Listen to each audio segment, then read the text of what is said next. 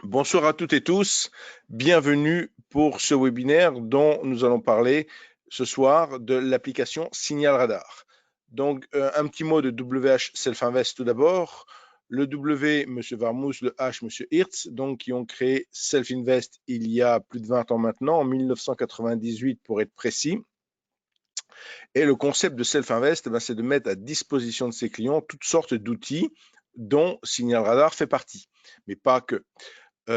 Donc cette application va permettre de recopier en direct sur un compte réel des trades. Donc des trades qui sont suggérés et qui sont issus, donc qui sont des signaux de trading issus de stratégie de trading, toute explicitée sur le site Self-Invest, c'est-à-dire que dans Signal Radar, il n'y a pas une seule stratégie qui soit une boîte noire ou quelque chose qui soit tout à fait confus et qu'on ne pourrait pas présenter. Donc vous avez la possibilité de découvrir les tenants, les aboutissants des stratégies qui génèrent ces signaux et de fait, vous aurez la possibilité de suivre ces signaux et de recopier ces signaux sur votre compte de trading réel. Donc cette application est disponible, ce service est disponible sur les deux versions de la plateforme NanoTrader, version free et version full. Free pour à la fois gratuit et trading manuel, et pour full, trading automatique. Donc, mais vous pouvez aussi suivre ces signaux gratuitement, librement, en version web ou sur des applis mobiles comme Android et Mac. Alors, nous allons, hop, ici. Voilà. Donc, un petit mot avant tout sur le risque lié donc à l'utilisation de ces signaux. Ces signaux peuvent être utilisés sur un compte futur ou sur un compte CFD.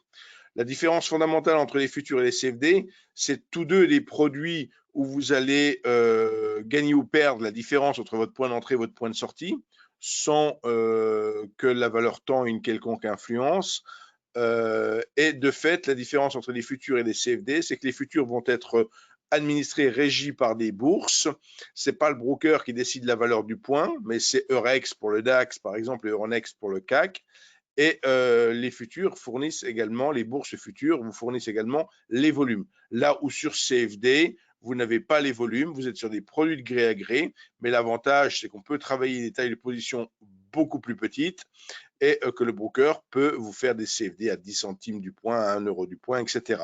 Donc c'est beaucoup plus souple pour débuter le trading, mais après, les futurs vont être beaucoup plus intéressants pour quand on est expérimenté en trading et pour avoir des courtages moindres que sur les CFD. Et plus de transparence et des techniques de trading au carnet d'ordre qui sont possibles sur futurs qui ne le sont pas sur CFD. Mais dans les deux cas de figure, on n'a pas besoin de disposer de la taille de position, du nominal de la position complète sur son compte. On veut travailler un futur DAX à 5 euros du point, eh ben, on n'a pas besoin des 60 et quelques mille euros sur son compte pour ouvrir la position. On aura besoin d'une partie de cette position qui s'appelle la marge. Sur les CFD, donc sur les futurs, la marge est exprimée en monnaie, en dollars ou en euros, alors que sur les CFD, on va parler en pourcentage, tout simplement. 5% par exemple pour un CFD indice, 24 heures sur 24, ce qui confère un effet de levier de 20 dans ce cas-là.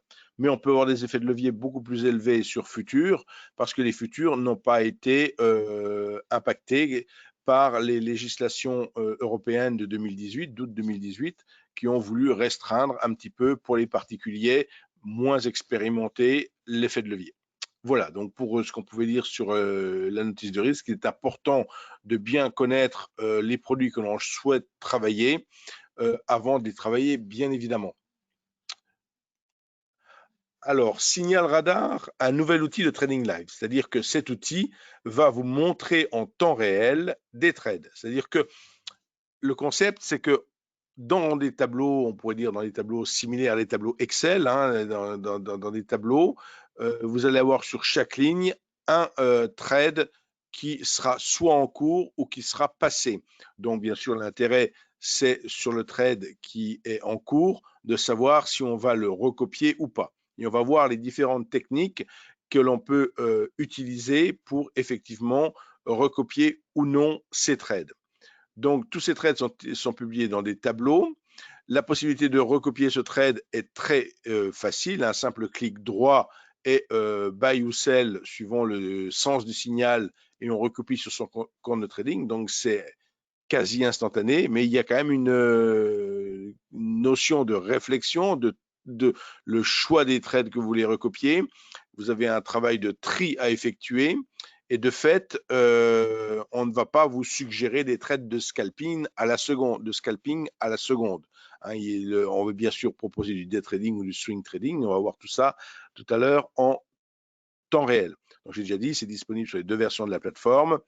On peut, je viens de le dire à l'instant, je reparcours ma diapositive, donc pas de scalping pour la raison que j'ai évoquée. Et suivant votre compte, on va vous suggérer des tableaux avec des sous-jacents CFD ou des sous-jacents futurs, suivant que vous ayez un compte CFD ou futur. Tous les tableaux, par contre, vous pouvez les retrouver dans la démo si vous souhaitez tester ce service de manière virtuelle, dirais-je. Donc, le concept de signal radar, il s'agit d'un scanner qui est en veille permanente. Donc, on entend souvent parler de ces termes scanner, screener. Qu'est-ce que c'est au juste?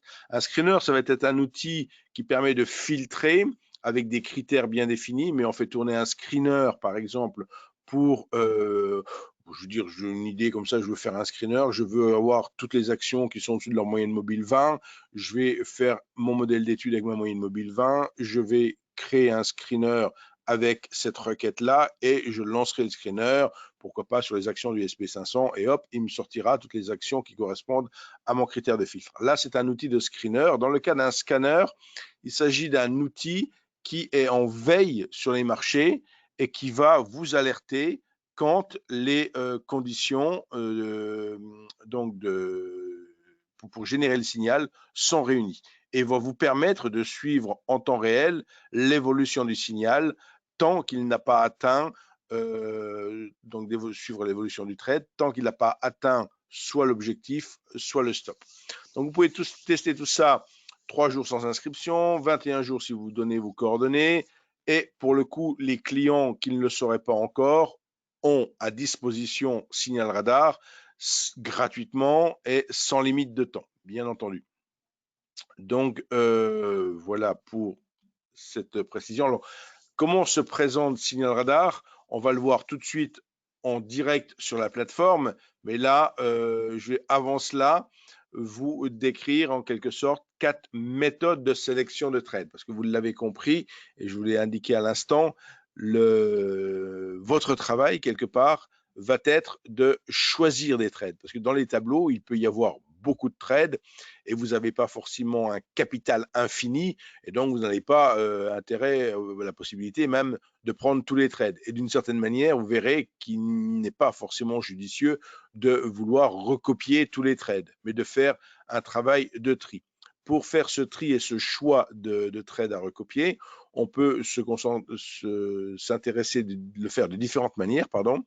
On peut soit se concentrer sur une seule stratégie, c'est-à-dire qu'on va prendre un tableau, et dans ce tableau, il n'y aura des trades qui seront générés que par une stratégie, parce que cette stratégie, on l'affectionnera, on l'aura backtesté, on aura une certaine confiance dans cette stratégie, donc on va se concentrer sur un tableau qui n'aurait des signaux que issus d'une seule stratégie. Je rappelle encore qu'on peut retrouver le détail de toutes nos stratégies sur notre site internet.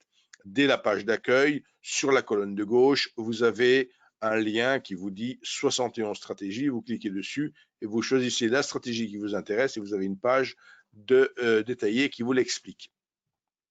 On peut également faire un travail de consensus, en quelque sorte, un travail sur des instruments qui auraient des positions similaires. Là aussi, on va le voir dans la suite de ma présentation.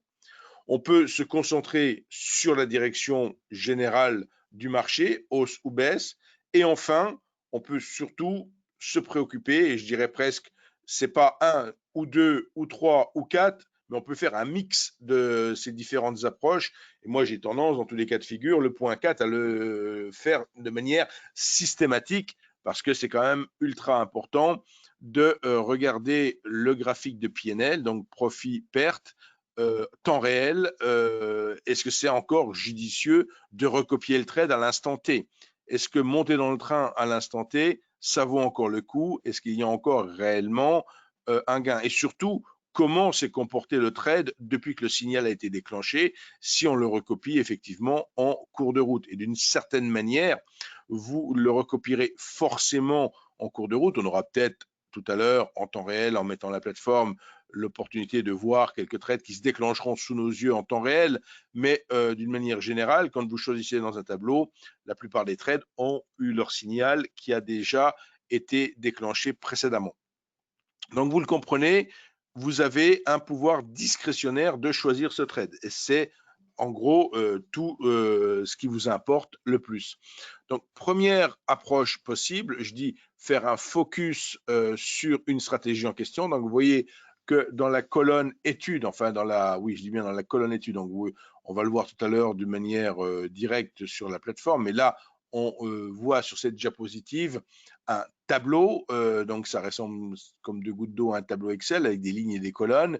Chaque colonne a son nom et dans la colonne études, ici, on va retrouver WHS Fake Reversal, qui est le nom de la stratégie en question qui génère les signaux et on se concentre donc sur une seule stratégie. Donc, on a dans cette colonne études uniquement la stratégie Fake Reversal sur, pour le coup, différents sous-jacents. On a une proposition de long sur Gemalto, une proposition de short sur BNP Paribas. Comment je sais ça?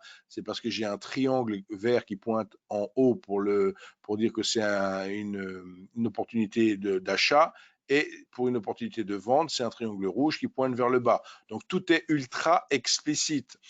Ici, dans la colonne fourchette, on voit une sorte de vue-mètre, rouge sur la gauche, vert sur la droite. Rouge sur la gauche représente la distance au stop, vert sur la droite représente la distance à l'objectif, et le petit triangle noir représente le niveau actuel des prix. Donc on voit dans mon exemple de Gemalto, on est très proche du stop, mais on voit tout en bas sur Venovia, on est à mi-chemin entre le stop et l'objectif. On verra ça encore tout à l'heure. Et là, pour le coup, on voit ici le graphique gain-perte, profit and loss, graphique gain-perte de l'action Crédit Agricole. Crédit Agricole, ici, c'est la troisième de mon tableau. Et on s'aperçoit que depuis que le signal a été déclenché, il y a d'abord eu un gain potentiel, puis il en est en perte latente, là, de moins 0,15, 0,15%. Et d'une certaine manière, effectivement, comme c'est sur Crédit Agricole, ça veut dire que c'est un short, et si on perd, ça veut dire qu'on a vendu et que le cours monte au lieu de baisser comme on l'anticipait. Donc voilà l'explication déjà de ce tableau, un peu de différentes choses. On retrouve bien sûr nos tableaux, ici il y en a deux sur cette diapositive, et là c'est la deuxième approche, faire un focus sur des instruments avec des trades similaires. Dans mon premier tableau, je m'aperçois que trois stratégies différentes suggèrent donc un euro GBP à l'achat. Donc, on voit ici euro GBP à l'achat, euro GBP ici à l'achat également, et une troisième fois ici. Donc, on peut se dire que si trois stratégies distinctes suggèrent de l'euro GBP à l'achat, bah, on peut s'interroger à juste titre, est-ce le moment d'acheter effectivement de l'euro GBP? C'est plutôt intéressant de regarder avec cette analyse de trade similaire, de regarder parmi les trois stratégies, quelle est celle qui est la plus intéressante. Et on va pouvoir le voir après au travers de la plateforme en visualisant tout ça, en visualisant simultanément les trois trades en cours dans un seul graphique au niveau d'une étude. On va voir ça juste après. Autre exemple, toujours sur le même principe, ici, cette fois-ci, on voit que mini Nasdaq, mini Dow, mini S&P, tout est short, tout pointe vers le bas. Donc, effectivement, il vaut mieux réfléchir avant de prendre une position à l'achat. Ça, c'est un peu pour plaisanter, mais quelque part, effectivement, si on est short sur tous les indices US avec différentes stratégies, c'est pas forcément judicieux de se positionner à l'achat. Donc, oui, c'est ce travail au travers des différents trades qui nous permet d'avoir, de faire ce travail vis-à-vis de trades qui peuvent donner une indication tout à fait concordante. Après, on pourra le voir aussi, on peut avoir des trades, on peut avoir 3 trades suggérés sur un sous-jacent et un à l'achat, 2 à la vente, ou des choses qui divergent, et ça sera plutôt l'occasion de s'écarter, de ne pas choisir ce sous-jacent. Donc, faire un travail de consensus sur la direction. Là encore, on présente plus de tableaux. On voit qu'il peut y avoir beaucoup de tableaux. Là, on en a 6 tableaux différents. Donc, et là, on fait un travail, on se concentre sur une vue d'ensemble avec ces plusieurs tableaux pour effectivement se forger une opinion sur la direction des marchés, hausse ou baisse.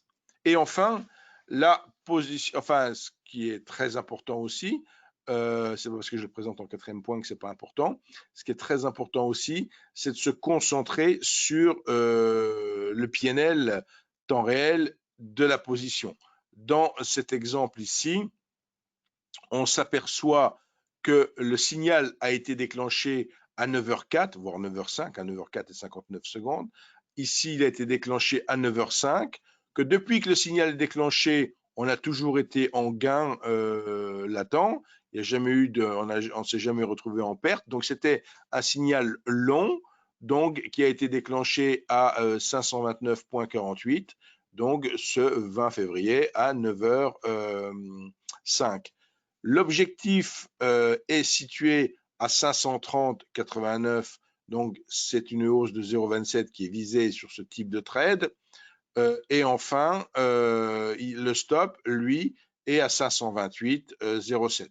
Et il nous reste 0,18 de gain latent si on se met le tout target là, si on copie le trade maintenant. Donc bien sûr, ces trades peuvent paraître ridicules en pourcentage, mais n'oubliez pas que sur des indices comme ça, vous pouvez avoir un effet de levier de 20. Donc cette fois-ci, ça fait quand même une performance bien plus élevée, vous comprenez. Donc toutes les stratégies n'ont pas forcément des objectifs et des stops à des distances faibles comme ceci, mais vous pouvez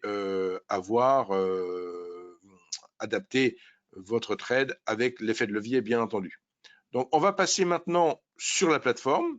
Donc, je vais juste... Alors, non, c'est pas ça que je voulais faire. Voilà, je suis passé sur la plateforme. Alors, où trouve-t-on sur la plateforme NanoTrader? Ici, j'ai cliqué tout d'abord sur j'avais cliqué précédemment sur page vide. Donc, j'ai complètement vidé tout ce qui était présent sur la plateforme. Même les icônes ici sont grisées parce qu'il n'y a aucune étude affichée. Pour trouver Signal Radar, pour trouver le service Signal Radar, on amène sa souris sur la barre de bouton ici, sur le bouton qui se nomme Synergie, qui est le nom du serveur qui abrite Signal Radar. On clique ici sur Synergie et on va trouver la rubrique Signal Radar avec différents tableaux possibles. Si je choisis ici par exemple Synchro CFD Forex, je vais avoir donc un tableau comme ceci. On va le mettre plein écran pour l'instant. On retrouve ce tableau avec les différentes colonnes qu'on a vues tout à l'heure, nom, fourchette, etc.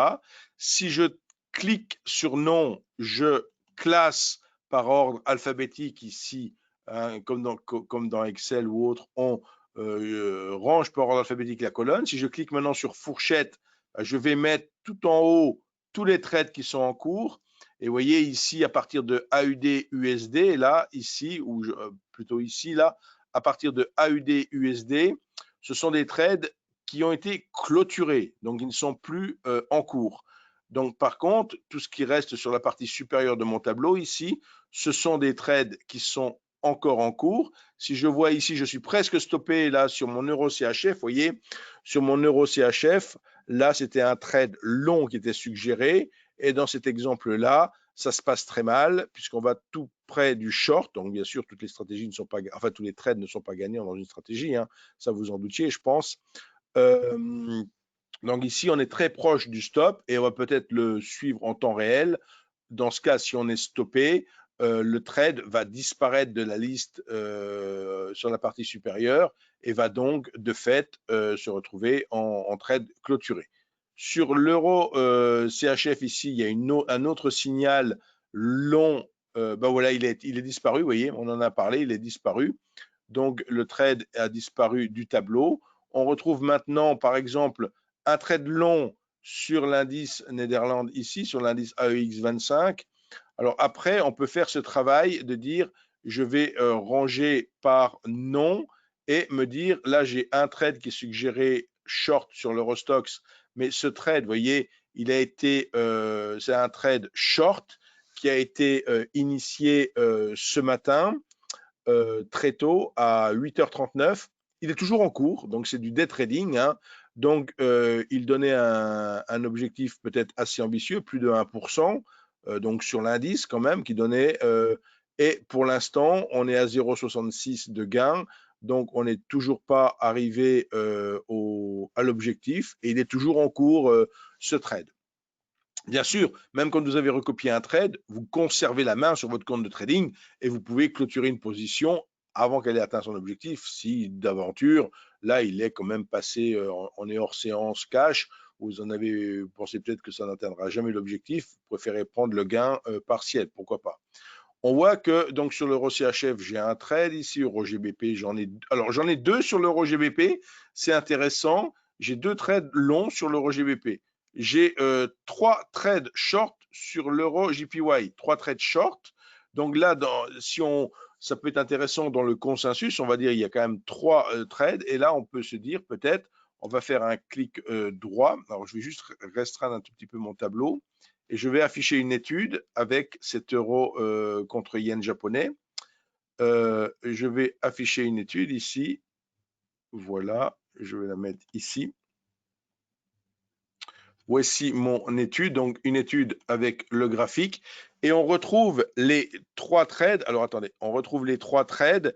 Ici, vous voyez, sur la droite, ces points. Si je clique sur le premier point ici, on voit un des trades, donc qui est le premier. Alors, c'est surligné sur fond rouge parce que c'est un trade short. Alors, je vais restreindre le tableau et voilà, c'est beaucoup plus explicite maintenant pour vous. Voilà. Donc, il y a eu un premier trade short qui a été suggéré ce matin, ici, que je viens de situer. Si je clique ici sur le deuxième point, je m'aperçois que c'est un deuxième trade short avec une autre stratégie qui a été suggérée un peu plus tard en fin d'après-midi ici. Et enfin, si je clique sur le troisième point ici, alors là, on s'aperçoit que c'est un troisième trade short, mais avec un stop et un objectif plus serré. Donc, c'est carrément du day trading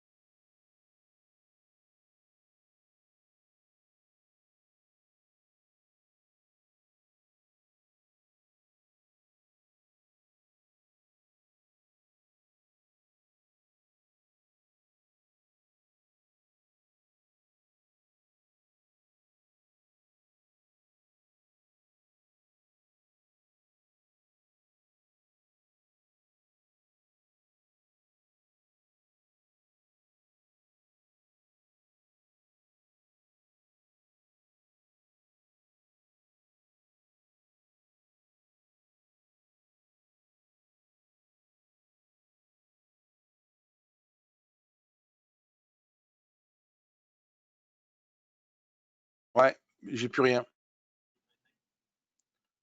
Réessaye qui dit le monsieur. Ah oui, mais bon, les gens, ils ont été. Oui, ça remarche.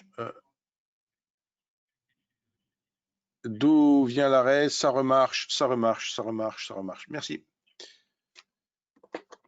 Alors, on a effectivement eu une coupure Internet, ça peut toujours arriver. Et là, c'est pas qu'on soit en Wi-Fi ou quoi que ce soit.